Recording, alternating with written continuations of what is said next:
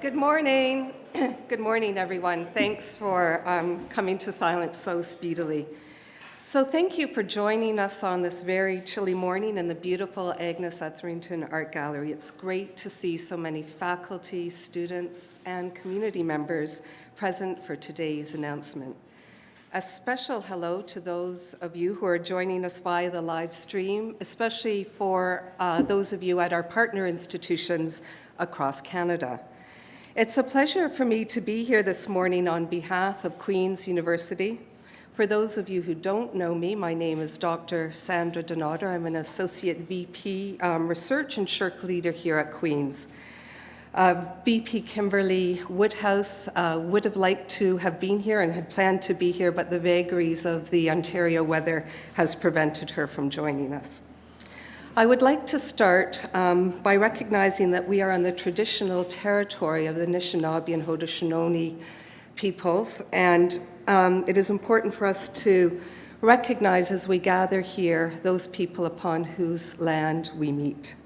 We have a number of special guests here with us today. We're joined by Honorable Kirsty Duncan, Minister of Science and Sport, and an ardent champion of research and scholarship in this country. Joining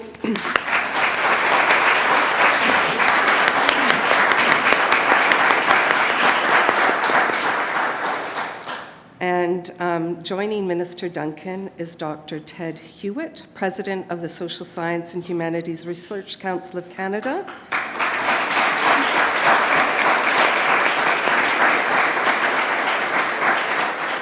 And SSHRC is the agency that provides critical support to thousands of researchers, many of whom are here today, across Canada in carrying out their research projects.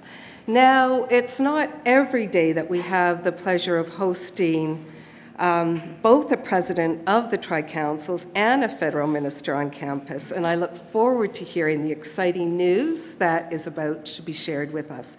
But before we get to that, I'm pleased to welcome Dr. Daniel Woolf, Principal and Vice-Chancellor of Queen's University, to the podium to say a few words and to introduce Minister Duncan.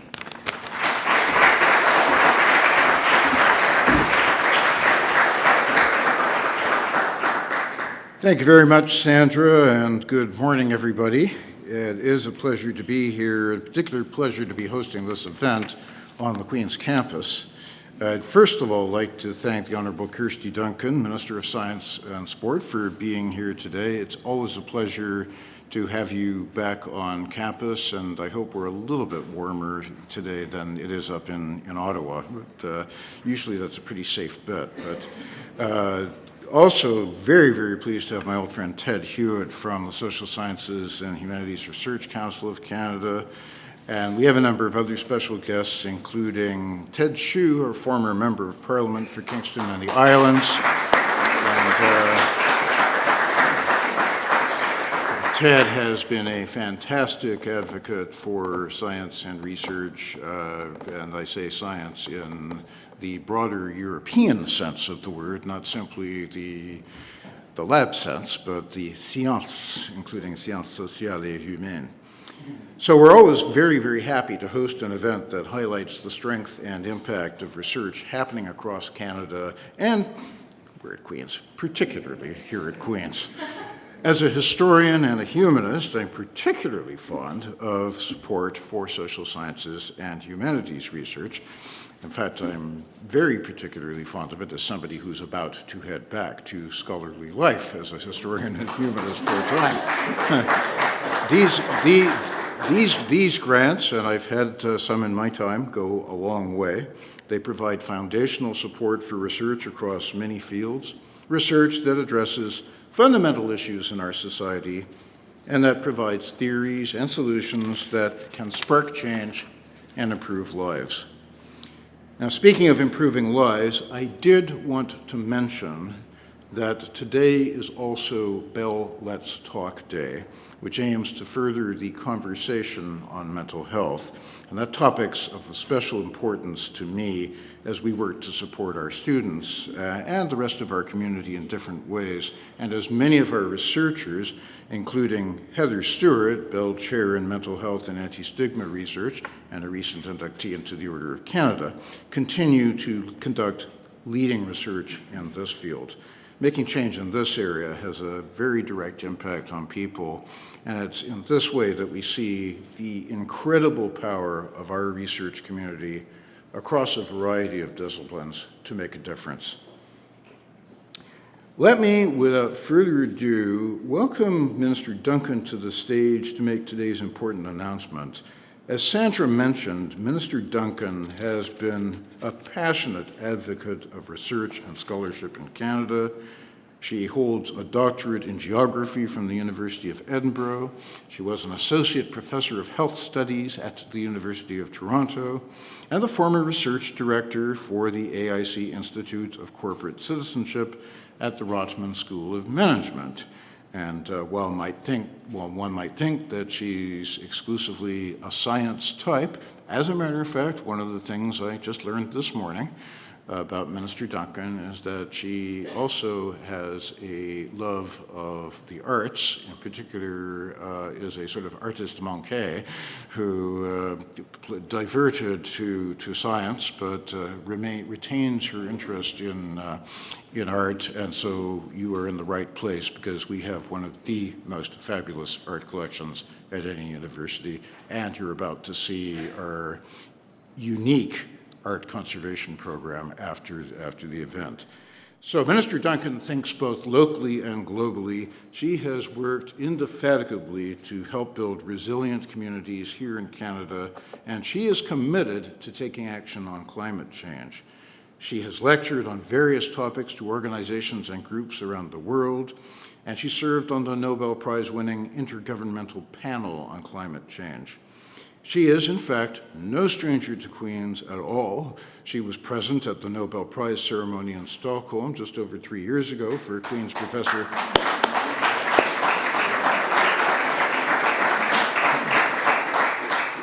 Professor Emeritus Art MacDonald, and she also named Dr. MacDonald to the Fundamental Science Review, colloquially known as the Naylor Report, which has resulted in a significant reinvestment of federal funding in basic research. So please join me in welcoming to the podium Minister, the Honorable Kirsty Duncan.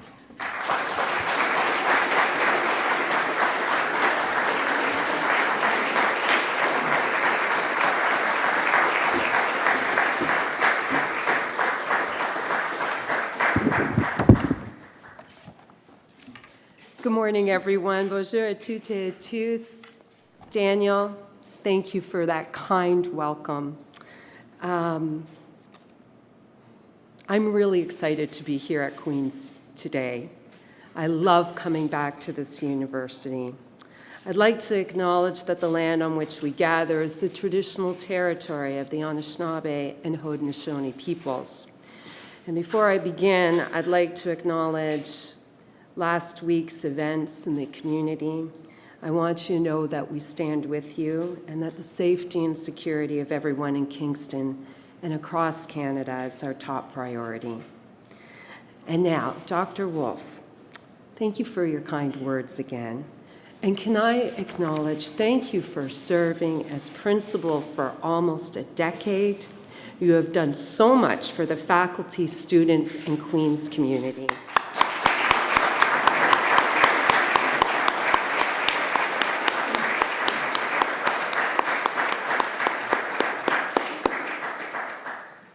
I'd also like to say thank you to Dr. Hewitt. It is such a pleasure, Ted, always to join you.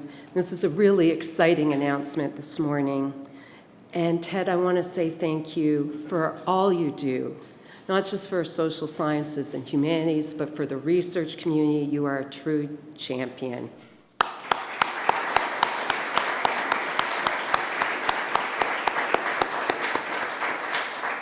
And if you'll all let me, I would really like to acknowledge my former colleague, the amazing Ted Hsu, as you know, another champion for research.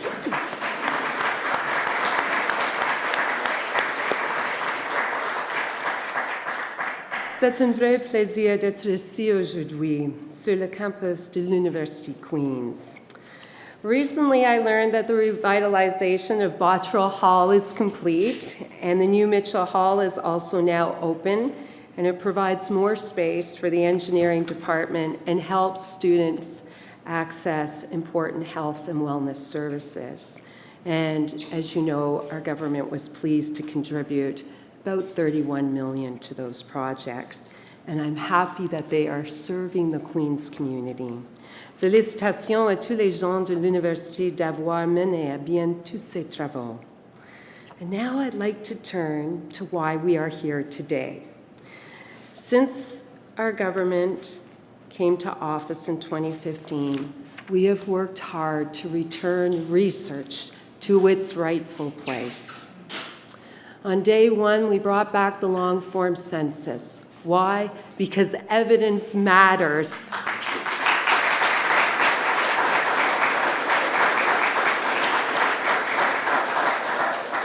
We've unmuzzled our government scientists. We've brought back the position of a chief science advisor. And as you know, we've just made the largest investment in research in Canadian history.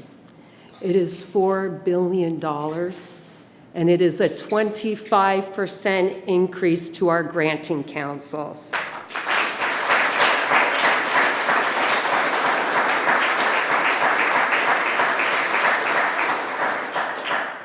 With this historic investment, we are making sure that it powers fundamental change in the research ecosystem in Canada, that it puts our researchers and students first.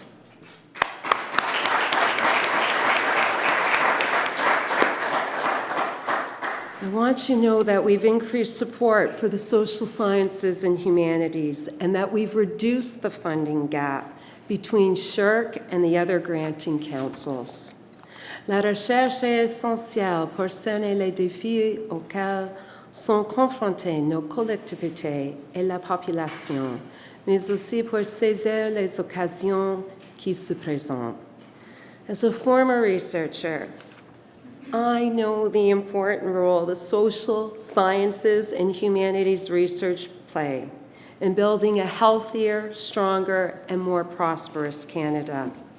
Today is a big day for Canada's social science and humanities talent. There are many award winners in this room today. Could I ask that you all stand so that we can recognize you?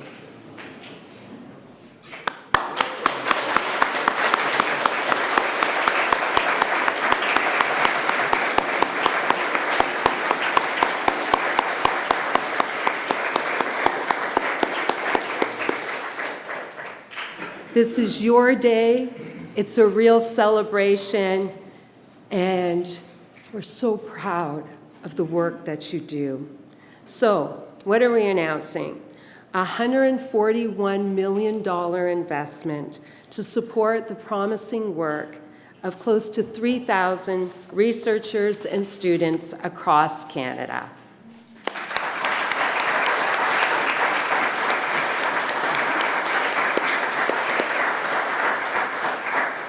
This support comes through a pair of programs designed to support our best and brightest students, scholars, and researchers, including those at the earliest stages of their careers. So here at Queen's, and this is really exciting, 92 researchers will receive more than $4.6 million.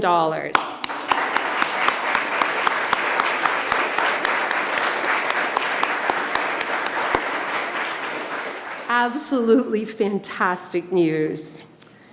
Now, Christine Moon is one of these researchers. Congratulations, Christine. She will use her doctoral scholarship here at Queen's University to research the role that assisted dying plays at the end of life for Korean Canadians. Christine is one of 2,300 students and scholars across Canada at the master's, doctoral, and postdoctoral levels, who is receiving an award today.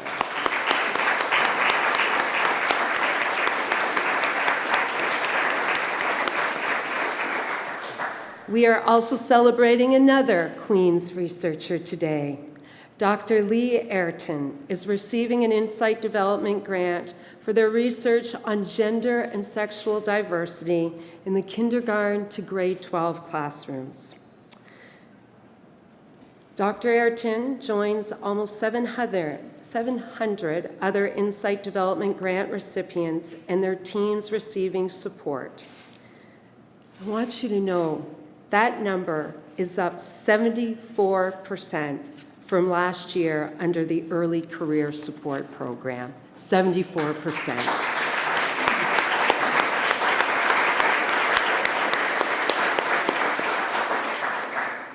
Ted, the SSHRC Awards programs we are highlighting today are all designed to develop the next generation of researchers and leaders and support our researchers throughout their careers.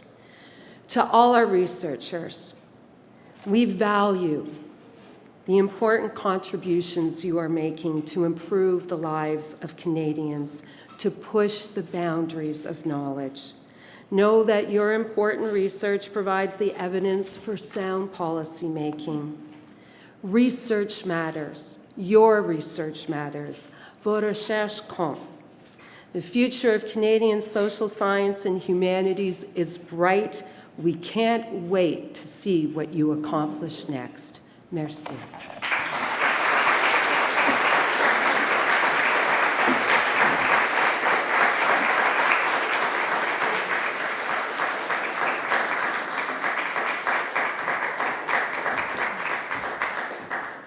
Thank you, Minister Duncan. It's my pleasure to be here, and in fact, my honor to be here today. So I'm going to talk a bit about the research that was just funded by SSHRC as part of this announcement. So with my colleague, Dr. Kyle Kirkup at the University of Ottawa, I received a SSHRC Insight Development Grant to study how Ontario's 76 school boards are interpreting, but more importantly, shaping the new human rights concept of gender expression. So people who study gender and how it affects human relations have long understood that gender isn't just something that's innate and biological. Rather, we look and we listen for each other's gender. We read each other's gender expression, and this shapes how we talk to and about each other. So when I teach about gender expression, I like to say that it's like a sign that you wave around at everybody all day long and that you remake every morning. Because everyone wakes up in the morning, gets dressed, does something to the hair on their head, removes or ignores the other hair their body worked so hard to produce overnight, and does their best to help others correctly infer their gender identity all day long, usually man or woman, boy or girl, but not always. So whereas most people haven't felt a mismatch between who they are and how they are read, transgender people have had to become conscious about this process, but we all take steps every day to express who we know we are. So while the phenomenon of gender expression is well documented in research, it's a new legal construct. Schools and other public institutions across Canada are now having to ask themselves, in this school, workplace, community centre, sports league, or clinic, are we providing an environment that is free from discrimination on the grounds of gender identity and gender expression? The gender identity piece seems simple. Make sure that no one is prevented from accessing the gendered facilities and programs that match their gender identity. But the gender expression piece is more complicated. What does it mean to discriminate on this grounds? That a workplace can't tell its employees what to wear? That a school can't look the other way when a student is addressed with the wrong name or pronoun? Do gender expression protections secure everyone's right to express gender in their own way, whether masculinity, femininity, both, or neither, or are they only for transgender people? My research program tries to answer practical questions like these from people in K-12 schools, and now with SSHRC Insight Development funding and with 3 outstanding master's students, Dr. Kirkup and I are discovering how school boards are creating answers to these questions through their daily practices, through meeting the needs of students who are already there, whether transgender or no, and all the ways they do gender differently from each other. We're analyzing hundreds of school board policy and guideline documents produced because of this change to human rights law, but also because schools already know this guidance is needed. It's needed because gender is changing. And the future of gender is walking into Canadian schools every day. And schools are now legally required to offer a welcome, not a correction and not a blind eye. This grant has established our research program for the coming years, and with SSHRC support, we'll be able to help Canadian institutions like schools to offer this welcome every day to everyone. Thank you so much.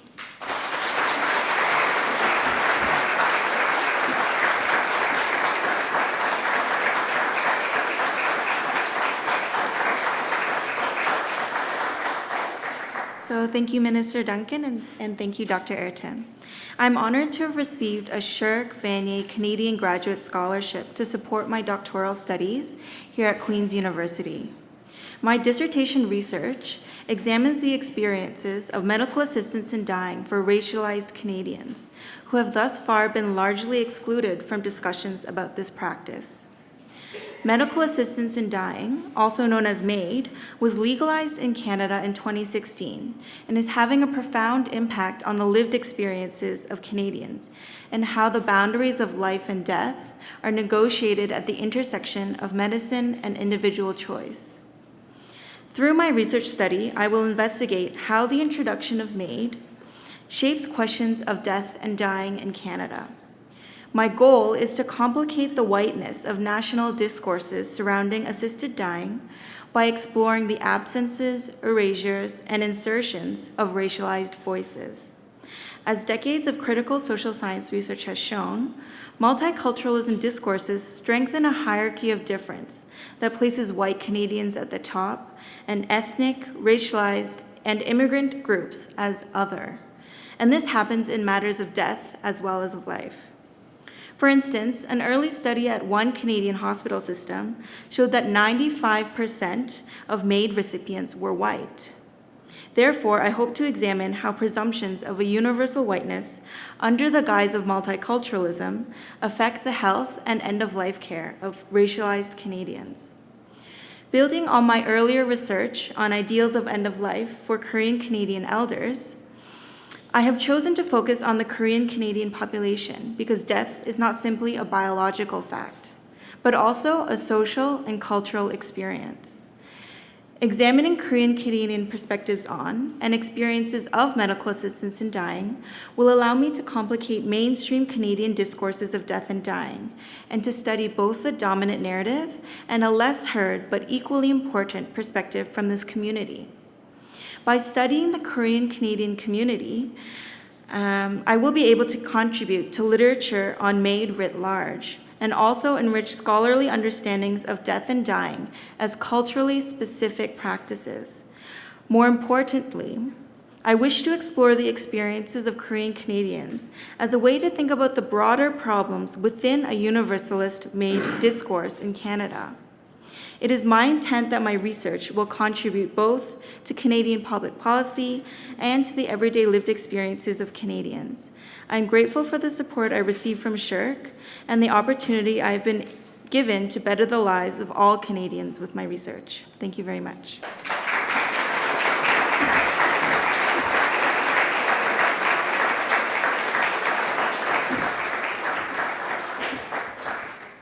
Well, thank you very much, Minister Duncan, and also for very kind words. And also thank you, Dr. Airton and Ms. Moon. What an exciting day for social science and humanities research. I'm delighted to hear that 14 faculty members and 90 researchers in total here at Queen's have garnered almost $5 million in talent program and insight development grants from SSHRC. Many of these researchers are students, and these grants will help them carry out and continue their research projects. The Queen's recipients are conducting research in a multitude of fields across just about every faculty of the university. Their projects cover vast terrain, from studies into overcoming barriers to the widespread use of bioplastics, to leveraging Indigenous knowledge in museum practice, and to how coding can enhance the study of art history. And that's just to name a few. Much of the research, including that of Dr. Airton into gender expression and Ms. Moon into medical assistance in dying, is very timely and relevant to a great many discussions happening today. So I offer my own congratulations to all of the recipients, not just here, but at institutions across the country.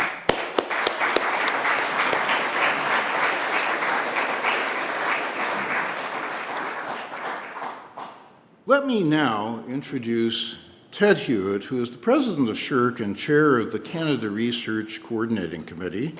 As a professor of sociology, Dr. Hewitt is a leading scholar on Brazil, and he was vice president, research and international relations at Western University from 2004 to 11.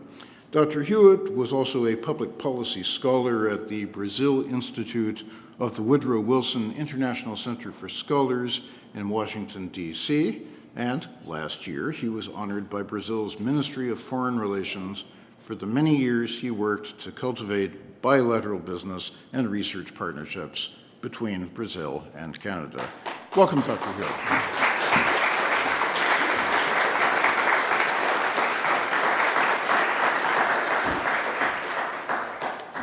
Thank you, Daniel, for those kind remarks. I feel, I was heartened by your early comments about your return to the research fold, and I did want to remind you about the SSHRC post-Queen's Principle ineligibility policy. We figure you should be able to put in a grant submission in 2028. I'll give you a call. Actually, I'm just kidding. It's would love to have you back. Lee, Christine, thank you for your presentations. All the best. Fascinating work. I think we were really, really proud of you. Minister Duncan, thank you once again for your support for research. That's been echoed, reiterated many times here this morning, but particularly, as you yourself noted, for all that we've been able to do to support social sciences and humanities research. We are in such a different place than we were 5 years ago and even 10 years ago. I don't always now have to spell out SSHRC or CRSH, and people know, particularly in Ottawa, but well beyond, who we are and the work that we do and the value of that work. So fantastic, and many thanks. Daniel, thanks for your kind welcome, your hosting of our event today, and your introduction, as I said. Je suis très heureux d'être ici aujourd'hui aux côtés de tant de spécialistes en sciences sociales et de chercheurs et chercheuses en sciences humaines, y compris la ministre des Sciences et du Sport, l'honorable Kirsty Duncan.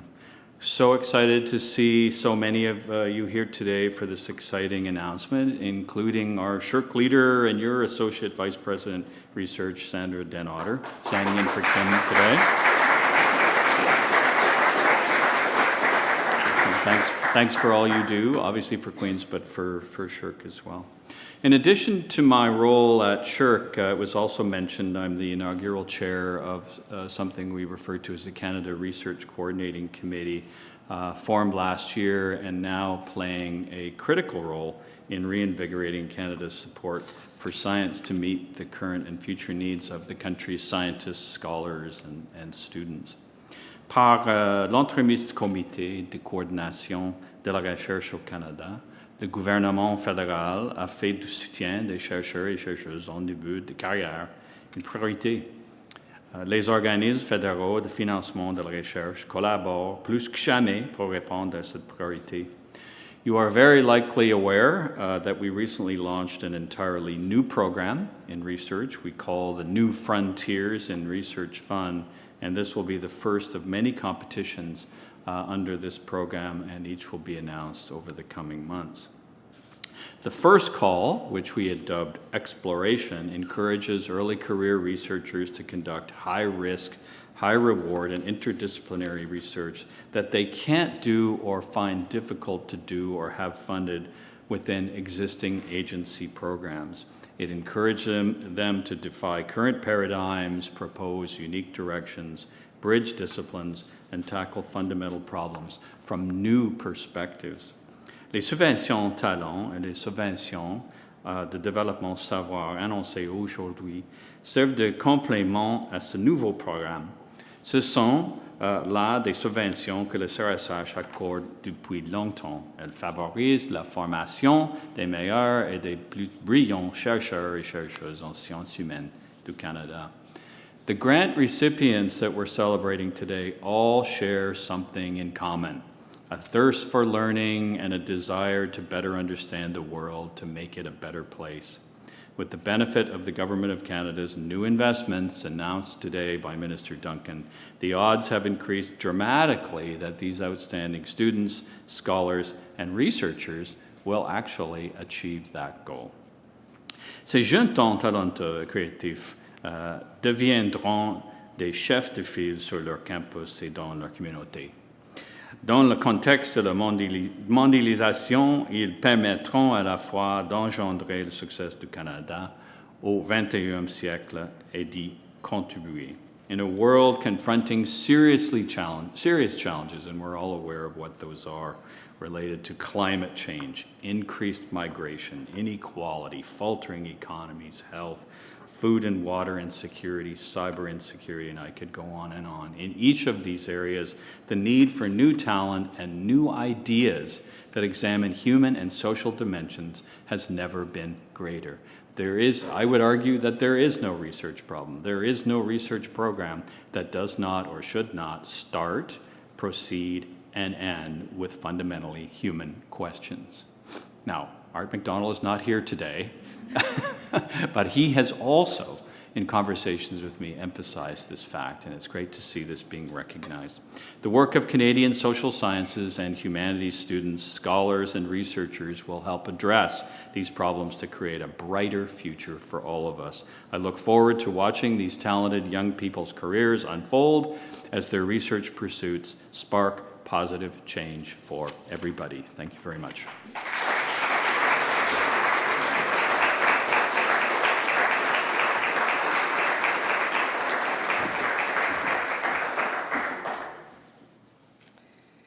Thank you very much, Minister Duncan and Dr. Hewitt, and all of our distinguished speakers. What a wonderful day for social sciences and humanities research in Canada.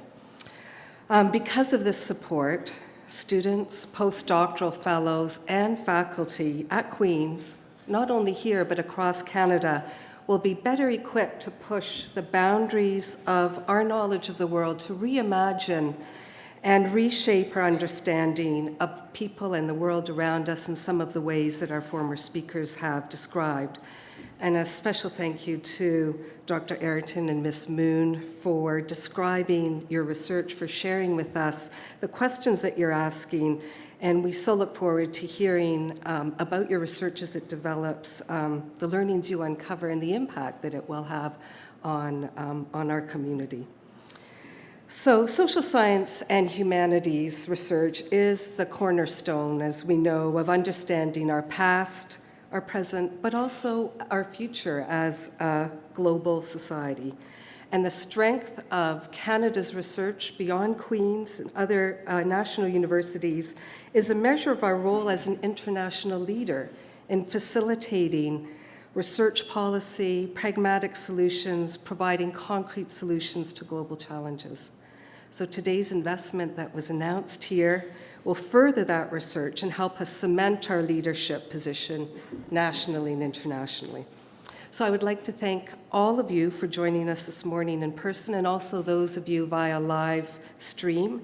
A special thanks to Minister Duncan and to Dr. Hewitt for our government's ongoing support and contributions to research at Queen's. And a personal thank you, too, to just really echo the comments that have already been made about how your leadership in your portfolios has really transformed the research culture. It's been transformative, and we look forward to more to come. As for our recipients, it's wonderful to see so many of you represented here at all levels of scholarship, faculty, our master's students, PhD students, and postdoctoral fellows, and we just are so excited to see how your research is going to be developing and hearing about its impact. With that, we've completed the formal part of our event, but before you leave, I'd like to encourage you to enjoy the refreshments at the back and take a moment to visit the pop-up Art of Research exhibit that you see behind us at the back of the foyer. This exhibit features 26 images, and they're stunning images from our annual Art of Research photo contest, and a number of faculty and students who are identified by a badge or button are here and would welcome the opportunity to talk to you about their research projects. So I'd also like to invite the podium party to join me for some photos before you escape to the Art of Research exhibit. But for now, thank you, everyone. Have a great day.